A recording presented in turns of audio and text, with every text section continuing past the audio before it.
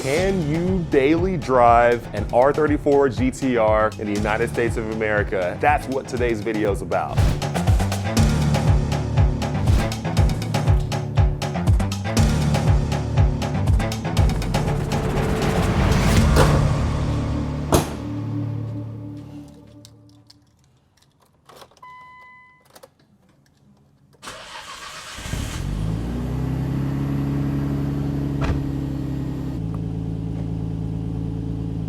We're gonna take the 34 GT-R, 2 cars and coffee, and along the way, I'm gonna talk about what it's like daily driving an R34 GT-R here in the US. Now, for a lot of you that's followed the channel, you've seen that I've had a ton of Japan trips, gone out there, had a lot of good times, daily drove the car out there, tracked it, I've done it all. But now that it's finally here in the States, what's it like? Is it different? Is it hard? Is it difficult? Is it possible? That's what we're gonna find out today in this video, and it's gonna be a good time. And hopefully this sheds light for a lot of people looking to purchase a car like this. Can it survive in today's world? First up is warming up the car, right? So this is not like your normal 2000s, 2010s, 2020, 2000 whatever, where you can fire it up and then like a few seconds later you can roll out. I mean, yeah, you can, but it's really not great for it. One thing you gotta do, especially with these cars, whether it's a 32, 33, 34, is you gotta let it warm up. That's the proper way to do it. These things, they have a lot of high oil pressure right when they start. Also too, everything just needs to get lubricated properly, warmed up properly. Everything just has to mesh well before you take off and go. And it's not that when I take off and go, I just go start ramming on it. I don't. I just drive this thing pretty chill for the most part on the streets. But you still gotta let this thing warm up. And the only way to do it, or the best way to do it, is letting it warm up properly right before. I would say give it a good at least 5 to 10 minutes. 10 minutes is really optimal. 5 minutes if you're in a rush. If you're in a crazy rush, yes, you can just fire it up, back up and just chill and then leave, but just let it warm up on its way. But just don't be ramming on it. Do not fire up this car and then all of a sudden go wide open throttle on it and go. You're gonna be harming the vehicle, the motor, all its lubricated parts. It's just not good for it. Let it warm up if you want this thing to last. So when people are asking, okay, well, what do you let it warm up to? Well, I look at the temperatures, right? And you can see those temperatures when you're looking at the MFD here on your 34 GT-R. So I come in here, I look at the MFD, and you can see the water temperature and the oil temperature as the 2 last lines right there. And right now there's still 3 dashes on both. But once the water temperature gets up to 70 degrees Celsius, that's when I know the car is properly warmed up to start going. Now, once again, it still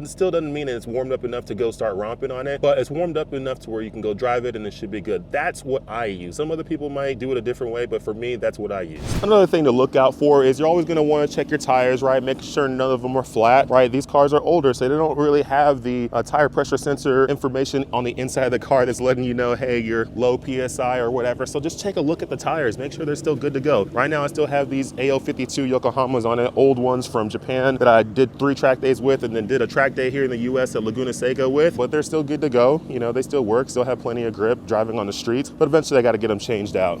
But they're sitting on these beautiful Nismo LMGT4s. 70 degrees Celsius for the water temperature, so that means we are good to go. So we're rolling now, and you can see the temperatures have warmed up a little bit more. It's at 79 degrees water temperature. I keep an eye on the water and the oil temperature a lot when I'm driving this car, especially in the summer. Right now it's midsummer, it's like July-ish, almost August. It's super hot here where I'm at. I'm not sure where you are in the world, but where I'm at, like today, by the time I get home, it's gonna be probably around 100 to 105 degrees Fahrenheit. So 80 degrees Celsius is like, you can do the math, that's like, I don't know, 160, 170 degrees Fahrenheit or whatever. So yeah, it's gonna be pretty hot when I get back, at least ambient temperature. So I always keep an eye on this stuff. Now, normal cruising, you can see the oil temperature just got up to 70 degrees Celsius. Normal cruising with this car, you really wanna make sure that this water temperature does not ever get up to 104 degrees Celsius. If it gets to 104, your water's gonna start boiling and it's gonna start spewing. It's probably gonna go to the overflow tank first, but then after that, it's like all bad. You do not want it to get up there. So when you're cruising around on the streets, let's say in traffic, it'll probably get up to like high 80s, maybe the 90s or so. If it's really, really hot outside, you'll probably be in like somewhere in the 90s. It's okay. I would say if it starts creeping up above 90, let's say you get to 97, 98, I would highly suggest finding a place to just kind of go chill out. Don't turn the car just off, especially when it's at those temperatures. You do not want to turn the car off at those temperatures. It's all bad. just because it's going to start overheating because there's no more circulation at all for the fluids going through the car. So make sure that you keep the car on, just keep it running, just go sit somewhere, open up the hood, let the heat out, and just sit and chill. One thing that you won't be ready for when you get your R34 GT-R and drive it in the States is the amount of love and attention that you get with this car. I was just coming off the highway right now, and like a motorcycle guy, these two other cars, other people have been like, nice car, nice car. It's like, that's one thing you got to constantly deal with. So if you're the type of person who doesn't like attention, then you probably shouldn't get this car, and you definitely shouldn't bring it to the US because you will get a ton of attention. People will be all over you all the time, recording you, taking pictures of you. You got to be okay with it. Almost here at Cars and Coffee. Nice little drive. I believe like around 60 miles or so for me to get here.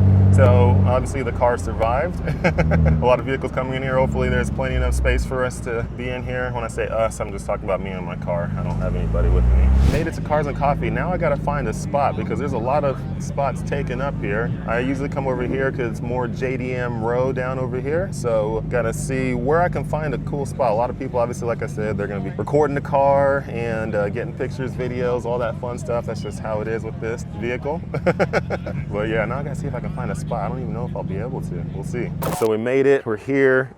34 is all good to go. I've been talking to some people who are huge fans of the R34 GT-R, and it's been cool just kind of talking to people about the car and explaining, you know, the journeys that I've made with it. A lot of people love it. People keep coming up, checking it out, taking pictures, all that stuff. So super cool to see the love that this car gets. Time to check out all the cool cars here at Cars and Coffee. Now that I'm done doing my daily drive, always great stuff. I always love coming to Superar Row. We're gonna walk up and down. Actually, I'm gonna go down here first and then I'll bring it down Superar Row so that you guys can see what's here. Always a lot of great vehicles here, all different makes and models. It's not just supercars, it's not just JDM cars, it's everything. Euro, American, you name it. A pretty big spot with I mean, this is the biggest Cars and Coffee that I ever go to, and it's really the only one nowadays that I ever go to because it's nice, it's clean, very cool backdrop, very quick. Today is a little bit dreary, but it's all good. On a nice sunny day, it's like so beautiful when you see the hills over here, Laguna, all that. I mean, it's just a very beautiful place. Once again, no discrimination, all vehicles here from Miatas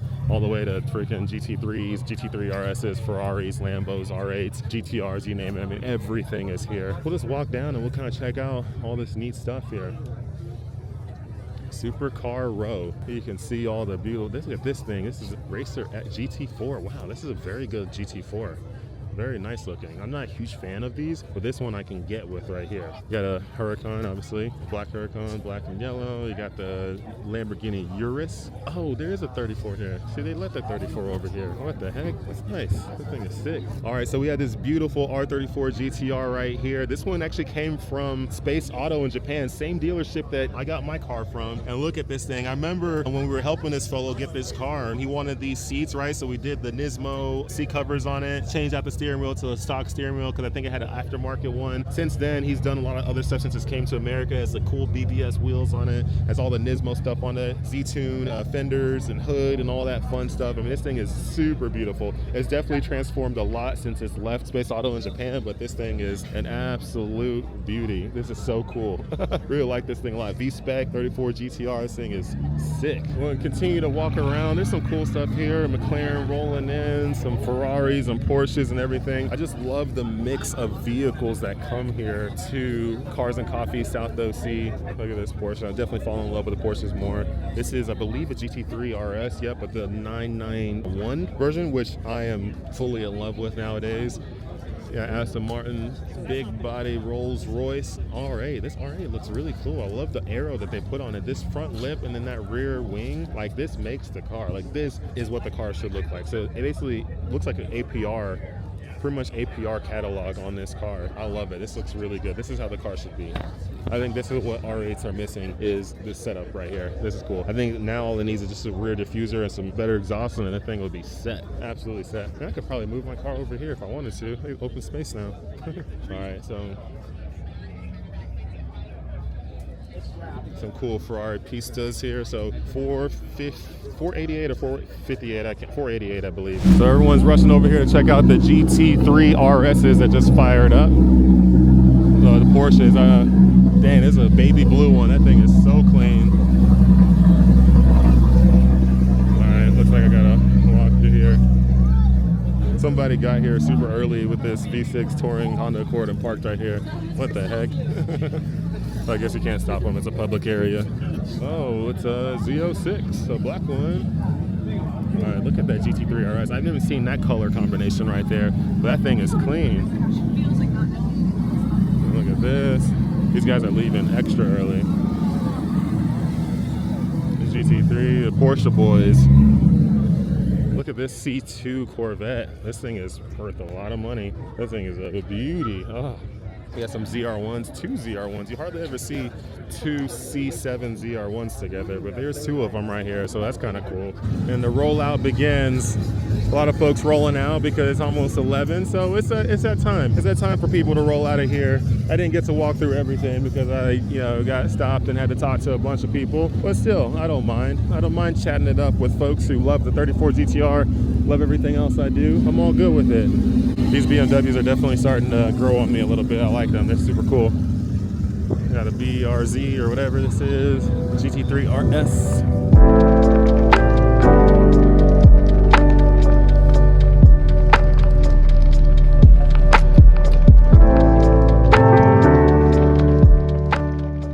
So that does it for this video right here. Glad I was able to take you guys along for the ride and just talk to you a lot about, daily driving of the R34 GT-R and how it is. It's a fun car, it's a lovely car, it's a good car, and I think it is definitely daily drivable here in the United States of America. So super happy to have this car. It's super fun, love driving it, and yeah, it's a good experience. If you're in cooler weather, it works even better. When you're in super hot weather, it still works. You just gotta, be careful.